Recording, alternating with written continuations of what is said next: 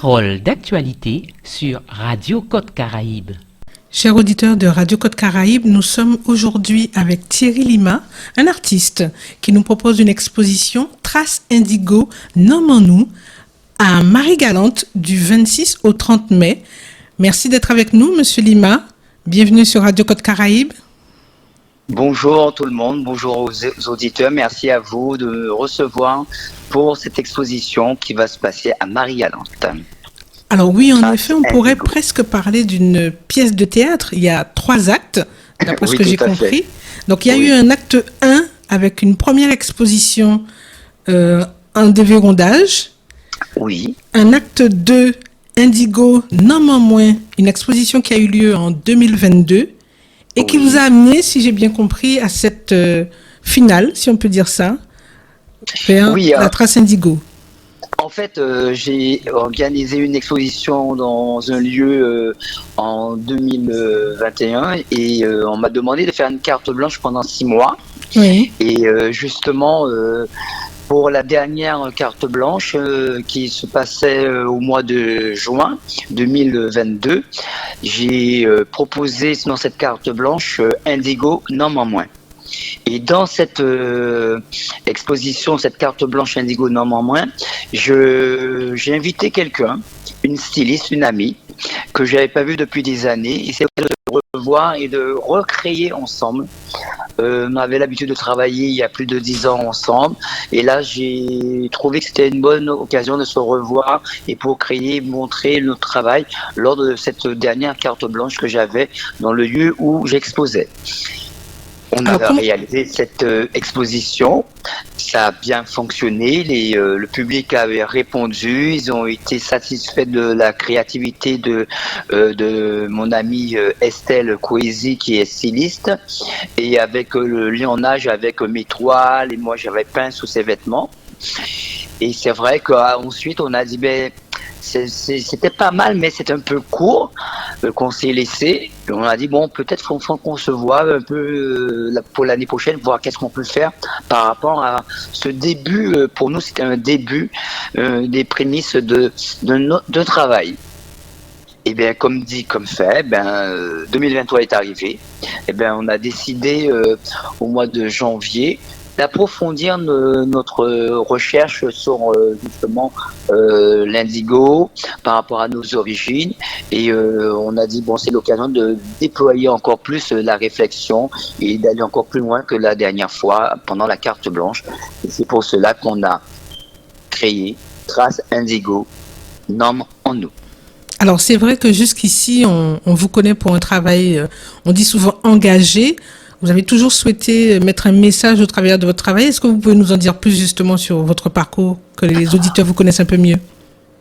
Alors en fait, c'est vrai que je suis un artiste, ça fait plus de 30 ans que j'expose. J'ai exposé pour la première fois au Salon des artistes français en 1993. Et 2023 me donne une trentaine d'années que je suis plasticien et j'expose de France, dans la Caraïbe, un peu partout dans le monde, ainsi que chez moi en Guadeloupe.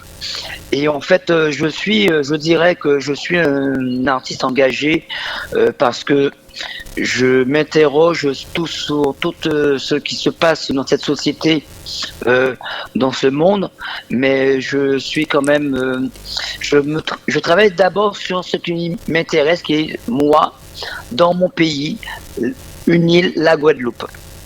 Et je développe cette recherche internationalement. Et c'est vrai que je touche des thématiques assez importantes depuis quelques années. J'ai parlé beaucoup du social, de l'être, qui nous sommes en général, pour revenir sur nos racines, sur ce que moi je suis, ce que moi j'ai vécu, ce qu'on m'a transmis. Et j'ai toujours été présent pour faire des expositions collectives et des associations. Je travaille aussi dans le social. J'ai toujours été présent pour mener une réflexion pour le pays Guadeloupe. Et je suis toujours présent quand on a besoin de mes réflexions, de mes créations pour donner le là pour un sujet ou un autre. Voilà.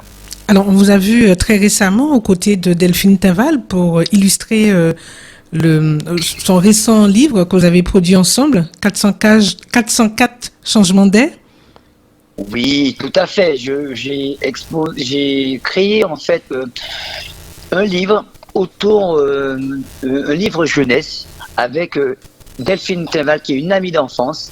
Je fonctionne beaucoup avec les amis, où on a eu des habitudes et on a eu l'occasion justement lors de mes cartes blanches en 2022 de se retrouver et d'échanger, de discuter. Et là est née justement pendant une carte blanche l'idée de produire un livre à travers des illustrations que j'avais réalisées depuis 20 ans. Et j'ai transmis ces illustrations à Delphine pour qu'elle puisse avoir une base pour créer une histoire. Et donc, fil en aiguille, elle a créé cette histoire à travers mes illustrations. Et ensuite, j'ai créé d'autres illustrations, parce qu'il n'y en avait que 6 à la base. Pour étoffer l'ouvrage, il fallait en réaliser d'autres. J'ai conçu des illustrations par rapport au texte qu'elle avait travaillé. En fait, ça a été un dialogue entre elle et moi, un va-et-vient pour pouvoir produire cet ouvrage, Le changement d'air en 404, Marcel et Mario le poisson. C'est vrai que c'est un ouvrage qui permet de transmettre à la nouvelle génération, d'avoir un lien entre les arrière-grands-mères, les grands-mères et les petits-enfants, de permettre de savoir comment se passaient certaines choses il y a plus de 20 ans, 40 ans, dans les années 70, 78, et savoir nos modes et nos habitudes de vacances, et de pouvoir découvrir la Guadeloupe autrement, d'un point de la Basse-Terre au point de la Grande-Terre qui est Sainte-Anne-Fouché. Voilà, on a créé cet ouvrage vraiment pour, on appelle cet ouvrage un ouvrage de transmission, et en même temps on permet aux enfants de découvrir le littoral de toute la côte sous le vent de Bouillante jusqu'à Déhay, de Déhay on passe le pont de la Gabarre pour arriver à Gouzier, Sainte-Anne, et ensuite qu'ils puissent connaître des ustensiles qu'on utilisait là-bas, parce que dans la bâchée, la 404, on a transporté quand même pas mal d'éléments dans cette voiture. Et là, vous avez aussi on permet aussi à travers cet ouvrage que les jeunes puissent se connaître des différents mots, différents termes qui est employé aussi par rapport aux ustensiles comme le grec. Il y a des jeunes qui savent pas, même les moins jeunes. Le grec, en fait, c'était la cafetière à l'époque ancienne. Il y a aussi le moulin à café. Il y a des jeunes qui ne connaissent pas le moulin à café. Maintenant, c'est la capsule qu'ils connaissent. Voilà, en gros, par rapport à cet ouvrage que j'ai créé avec Delphine Tinval. Quand on a créé, Estelle et moi, par rapport justement à sa demande, nous disant bon, faut qu'on aille plus en profondeur dans Indigo, Normand moins, et on a créé Trace Indigo, Normand nous. J'ai voulu encore une fois, pareil, dans mes cartes blanches, j'avais aussi invité Darius Grandisson pendant cette période. Et là, j'ai dit que ça serait vraiment une belle synthèse de toutes ces cartes blanches, d'inviter Darius aussi à nouveau pour qu'on puisse vraiment aller montrer qu'on travaille ensemble. On a fait une continuité de prémices de 2022 et de pouvoir montrer vraiment au public guadeloupéen pour cette période qui est vraiment extraordinaire, qui est la période du festival Terre de Blues, de leur montrer vraiment notre travail et que pour montrer aussi que on sait travailler ensemble. En Guadeloupe, on sait travailler ensemble. Il suffit de le vouloir. Et c'est vrai que c'est pas évident. C'est pas évident de travailler ensemble parce que nous avons tous, en tant que créateurs, des personnalités. Mais après, un moment, il faut savoir mettre de côté pour se réunir, pour aller plus loin dans la réflexion. Et c'est vrai que Trace Indigo nous a amené vraiment à une belle réflexion pour ce festival 2023. Je vous propose de marquer une légère pause et on revient tout de suite.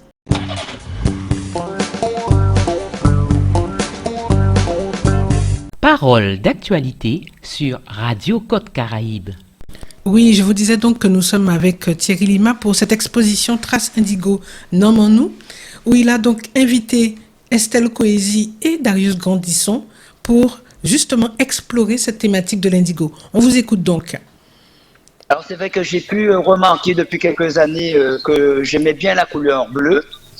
Et j'ai été en Marie-Galante parce que je suis d'origine marie-galantaise. Mon père était de Marie-Galante. Et j'ai voulu rencontrer le lieu où on fait l'indigo à Marie-Galante. Et ainsi qu'Estelle connaissait le lieu où on fait de l'indigo à Marie-Galante. J'ai été il y a quelques années les voir, on a échangé. Et j'ai voulu traiter cette couleur indigo qui est propre de chez nous, qui existe depuis des années. Et c'est vrai qu'il y en a plus beaucoup d'indigo à Marie-Galante, mais il y en a en Guadeloupe aussi, à Anse-Bertrand. Mais c'est à Marie-Galante qu'on continue de faire vivre vraiment cette couleur, l'indigo, avec la plante, de faire le pigment et après de permettre de faire des teintures pour le maquillage, faire des pigments pour la peinture, pour le textile. Et c'est vrai que là, en tant que créateur, j'ai trouvé l'idée intéressante avec Estelle, qu'elle puisse travailler par rapport au textile et moi par rapport au pigment. Et c'est vrai qu'il n'y a pas que le pigment, parce qu'en fait, indigo, comme je suis d'origine de Marie-Galante et que l'indigo est de Marie-Galante, et j'ai voulu vraiment faire un retour sur ce territoire qui m'est important. Et c'est pourquoi je parle de trace indigo, parce que mon âme est de Marie-Galante. Alors j'ai porté vraiment l'accent sur l'indigo avec Estelle, et nous avons invité Darius à faire de même, et pas que l'indigo, mais de s'inspirer par rapport à cette thématique de l'indigo pour pouvoir créer ces réalisations avec les bois du pays. Et aussi, Monsieur Grandisson, il est aussi d'origine marie-galantaise, et nous avons tous des origines marie-galantaises, soit Estelle, Darius et moi-même. Alors, c'est comme une forme de retour aux sources pour chacun d'entre vous? Oui, tout à fait. Je pense que pour l'ensemble, c'est un retour aux sources, mais pour moi, c'est un retour aux sources. C'est parce que je suis quelqu'un qui ne parle pas tout le temps de moi. Et là, c'est une manière de parler de moi réellement. Parce qu'il y a beaucoup de personnes qui ne savent pas que mon père était de Marie-Galante, parce qu'il est décédé il y a 3 ans. Et en fait, là, je parle de moi parce que je délivre une partie que certaines personnes ne savaient pas. Et je dis que comme j'aime beaucoup cette couleur, le bleu, je travaille beaucoup le bleu. C'est l'occasion de vraiment me ressourcer et de rentrer en profondeur, de chercher, de fouiller. Et dans cette thématique indigo nous, je parle vraiment d'une thématique qui est récurrente en Guadeloupe et que j'ai pu constater depuis des années aussi à Marie-Galante, avec tous mes va-et-vient, mes voyages. J'ai pu constater certaines problématiques, et ça me permet avec grâce indigo, nommons-nous, et l'âme permet de faire le retour à Marie-Galante, mais de parler quelque chose qui est assez important pour nous en Guadeloupe, et ça, pour moi ça fait partie de notre âme aussi, qui en fait l'architecture guadeloupéenne, notre socle, notre patrimoine, qui est en fait la case guadeloupéenne. Alors, on sait qu'Estelle Coésie, certaines l'ont découverte très récemment, qu'elle est styliste. Elle Oui. est, elle, basée en France. Comment est-ce que vous avez pu travailler ensemble sur cette exposition? Alors, c'est vrai que c'était pas évident. Elle m'a envoyé beaucoup de tissus. Elle m'a envoyé par des amis. Et moi, j'allais à Marie-Galante livrer le tissu aux amis les amis d'Indigo. Je fais un petit coucou à Pierre, qui est le responsable, et qui lui a permis à Estelle de teindre ses tissus. Et après, les tissus sont repartis en France pour qu'elle puisse travailler et pour qu'elle puisse arriver demain avec ses créations pour pouvoir monter l'exposition à partir de jeudi à Grandbourg. Bien, alors vous êtes tous les deux très attachés, je le disais au départ, à ces éléments d'écologie, puisqu'elle utilise des matières premières telles que le coton, le lin. Est-ce que Oui. là-dessus aussi, comment vous êtes harmonisés pour ce rendu que la population va donc se rendre compte au travers de cette exposition? Alors c'est vrai que bon, j'ai une méthode de travail qui est assez spécifique, hein, parce que par rapport à la thématique que je travaille, que j'ai travaillé pour cette exposition, j'ai déjà utilisé le pigment d'indigo. J'ai réalisé 7 à 8 toiles avec le pigment pur d'indigo. Il y a juste un apport de pastel sec, mais j'ai travaillé l'indigo sur du papier aquarelle. Qui est déjà, et j'ai fait marouflage sur des châssis toilés. Voilà. Très bien. Alors, durant cette exposition, on le rappelle, hein, du 26 au 30 mai prochain à la bibliothèque Guy Tyrolien à Marie-Galante, combien de pièces vont pouvoir trouver les visiteurs? Alors, Estelle a créé 12 pièces, dont il y aura 6 exposées le jour du vernissage, et il y aura 6 pour un défilé qu'elle va faire le soir du vernissage. Moi, j'ai réalisé 15 à 17 œuvres, et Monsieur Darius a réalisé une douzaine de pièces. Voilà.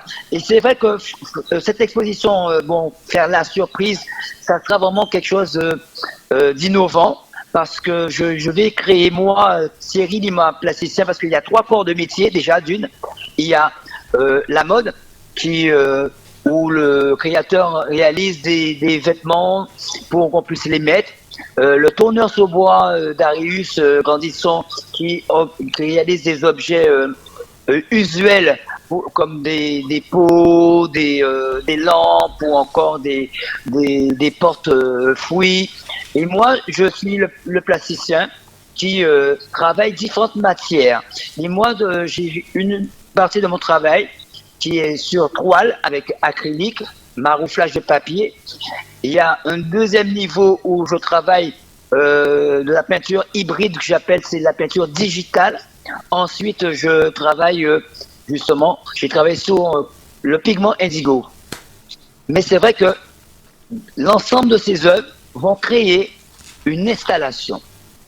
Voilà. Et cette installation, si vous allez voir, ça parle vraiment par rapport à ma thématique, où cette installation s'appelle Indivision à homme, ou encore la stratégie de la stratification visuelle, où j'ai vraiment créé dans les œuvres une superposition d'images, de différentes techniques qui laissent une transparence, qui fait apparaître et disparaître certaines choses par rapport à la thématique que je parle, qui est vraiment l'indivision dans notre pays par rapport à l'héritage. On a souvent rencontré, lors de l'héritage, on est en indivision et on n'arrive pas à s'entendre, ou encore il y a d'autres personnes qui partent avec une partie de l'héritage de certaines personnes. Et ensuite, vous avez aussi, c'est le patrimoine de chez nous, le patrimoine architectural. Et j'ai travaillé cette thématique pour dénoncer justement tout ce processus que nous pouvons voir en Guadeloupe et sur les dépendances aussi. Les Saintes, c'est exactement la même chose, la Désirade et Marie-Galante aussi. Alors, j'ai créé une installation qui parle de ceci, vous allez voir. Il y aura des maisons mélangées avec du digital. Et j'ai une autre pièce, un autre niveau, où j'ai créé une vidéo avec qui est saturée, qui est assez sombre, avec une musique assez angoissante, pour montrer que justement, nous avons en Guadeloupe cette problématique où on laisse partir notre patrimoine, qui est une partie de mon âme pour moi, comme Marie-Galante, la case guadeloupéenne, la case que nous avons, ça fait vraiment partie de nous, parce qu'elle est traitée avec le bois, avec du bois d'ici, et le bois c'est une matière très résistante. Pour parler d'écologie, c'est vrai que le bois est vraiment plus résistant que le béton. Quand il est brûlé, ça renforce le bois. Et ensuite, je trouve que la nature, comme l'homme n'arrive pas à s'entendre entre eux, eh bien, la nature reprend ses droits, où maintenant on peut voir des friches de nos cases où elles sont prises d'assaut par la nature, avec des arbres, avec des lianes, et il y a des moments où on ne les voit pratiquement plus. Et voilà, je parle de notre île, Guadeloupe, qui est maltraitée par rapport à l'indivision, l'héritage, le patrimoine de famille que nous ne savons pas gérer et mettre en valeur et respecter surtout ce que nos parents nous laissent. Ne pas les laisser partir, ne pas les laisser à l'abandon. Alors, on a bien compris qu'il y a une certaine scénographie qui nous attend pour cette exposition. Donc, je rappelle, du 26 au 30 mai à la bibliothèque Guy Tyrolien à Marie-Galante. Est-ce que justement, par rapport à cet engagement, cette exposition restera uniquement à Marie-Galante ou vous avez l'intention de la faire venir en Guadeloupe proprement dite? Très bonne question, très bonne question. Alors c'est vrai que j'ai eu une demande par rapport à un partenaire que nous avons, Delphine Tinval et moi-même, pour Changement d'air en 404. Pour ne pas citer le partenaire, c'est la concession qui a réalisé la 404. Et en fait, on m'a demandé de réaliser une exposition pour la fin d'année. Nous sommes en train de travailler, je suis en train de travailler dessus. Je pense qu'il y aura une bonne partie de cette exposition que je vais réaliser, moi, Thierry Lima, à Marie-Galante, mais il n'y aura pas l'association d'Estelle et de Darius. Donc finalement, c'est une exclusivité pour tous ceux qui pourront se rendre à Marie-Galante durant cette période pour visiter cette exposition. Tout à fait, oui, tout à fait. Ça sera vraiment du bonus pour ceux qui seront pendant le festival pour voir cette exposition. Ce sera en exclusivité. Ce sera le seul moment. Et ça sera pas long. Ça sera que nous faisons vendredi, samedi, dimanche, lundi et mardi pour les collèges et lycées, parce que c'est important pour nous pour la transmission avec les jeunes. Et ça sera une exposition sur 5 jours. Faut venir nombreux pour profiter, pour pouvoir la voir, parce qu'elle ne va pas être ramenée exactement de la même manière en Guadeloupe. Donc on a bien compris le message, il faut donc profiter de cet instant. Au-delà du festival, vous proposez donc cette exposition du 26 au 30 mai à la bibliothèque Guy Tyrolien à Marie-Galante. On l'a dit, Trace Indigo, nommons-nous. Alors, Monsieur Lima, on va vous remercier pour ce moment que vous nous avez accordé, parce que l'emploi du temps aussi est bousculé. Mais j'ai envie de vous demander un dernier mot pour les personnes qui vont donc écouter cette émission. Qu'est-ce que vous pouvez leur dire pour qu'ils se décident enfin à passer vous voir? Alors déjà, nous avons un vernissage le samedi 27 mai, qui est une belle date, à partir de 18h, à la bibliothèque Guy Tyrolien à Grandbourg. Alors ce que je voulais leur dire, de venir voir nos créations, de 3 créateurs guadeloupéens. Et ce n'est pas tous les jours qu'on peut mixer vraiment différentes disciplines. C'est vrai que là, dans cet espace, ils pourront voir toute l'accumulation que j'ai parlé tout à l'heure dans l'explication, de voir une installation, une performance et voir comment il faut respecter tout ce que nous avons chez nous comme patrimoine, et avec toutes les défaillances que nous avons avec les différents processus entre nous dans les transmissions d'héritage, et de pouvoir porter une réflexion pour dire, si moi j'hérite de mes parents ou de quelqu'un d'autre, que je puisse vraiment prendre au sérieux cet héritage, surtout quand c'est une maison, et d'essayer de la garder, la faire revivre. Vous allez profiter d'un beau spectacle pendant cette période du festival en venant voir l'exposition Indigo, Trace Indigo, nommons-nous.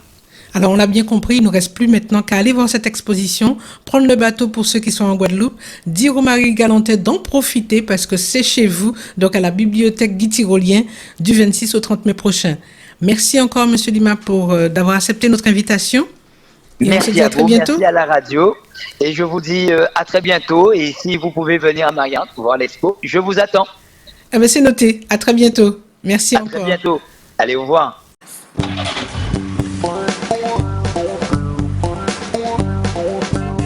C'était Parole d'actualité sur Radio Côte Caraïbe.